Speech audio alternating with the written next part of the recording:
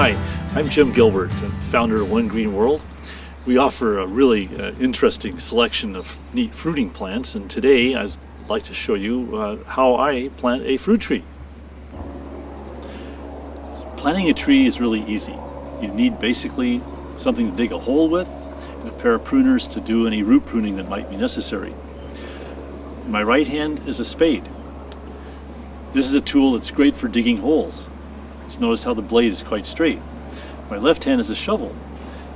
This is a tool that's great for moving sand, gravel, rocks, sawdust, and so forth. If you have a spade, that's the tool I would use. It's much handier for digging a hole than a shovel. Now that you have your tree, it's important to select a site. And what I'd like to do is to look around, find a place that has at least half-day sun.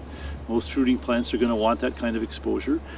The soil should be reasonably well drained, certainly not a place where water is standing for any length of time. And then, once we have that, we decide how we're going to dig this hole. And one thing to be aware of is that grass is a tough competitor with trees. So it's important to dig away enough of the grass to give the tree a good start, or whatever kind of plant you're growing. What I like to do is to basically do a 3-foot diameter circle. Dig around the perimeter of the circle.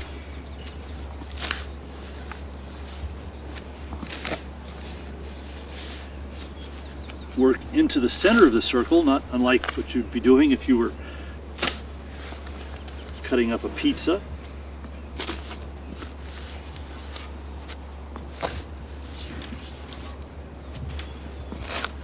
And then work off a thin layer of grass and soil.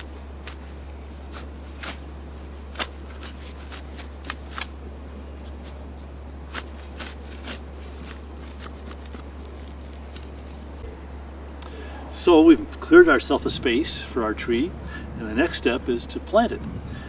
This is a Shin-Lee Asian pear. This is a very large root system. Many trees will come with a smaller root system than this, but our goal is to make a hole that will fit most of these roots into it. The first step is to do a little bit of root pruning. We want to make sure there aren't any broken roots, there's any ragged ends,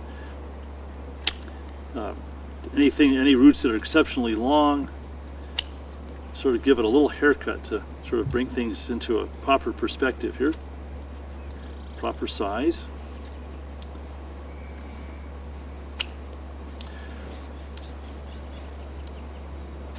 And remember, the goal is to fit the roots, make the hole for the roots, not to make the roots fit the hole. Because the more roots you have, the better your tree will grow.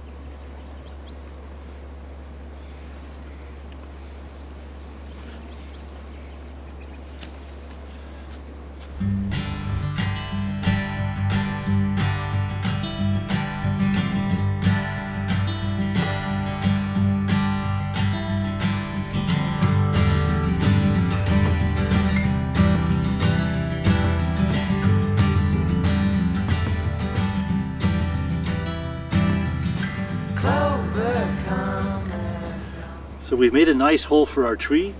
We've checked to make sure that the roots are going to fit into the hole nice and neatly. The next step is to take our spade again, or our shovel, roughen up the sides of the hole just a little bit. If they're smooth and shiny, the roots oftentimes won't grow into that soil and will circle around inside the hole. Don't want that to happen.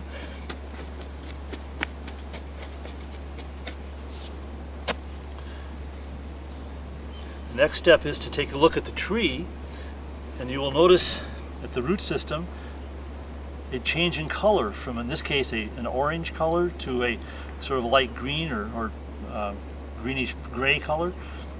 That point where that color changes, that's the actual point where the tree was growing in the soil. And that wants to be the same, that level, that line, that break wants to be the same level in your new planting hole. So we place the tree in the hole, making sure the roots are all spread out nice and neat, and start putting soil back around the roots.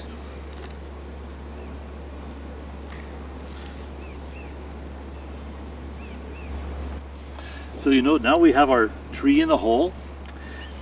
We want to make sure we tamp the soil around the roots. So it's got good contact, the roots have good contact with the soil. And you'll notice that I didn't put anything in this planting hole except the soil that came out of it. That's important because the tree is going to be in this spot for the rest of its life, and it needs to be able to grow out into the surrounding soil. If you put nice, wonderful things in that planting hole, those roots are going to want to stay there and not get used to the soil around them. After we've done this, we've tamped it down the tree, we need to water it in. A good watering to get that soil in contact with the roots, get the air out of there. And after it's watered in, you won't need water for a while because it has no leaves. It's not transpiring.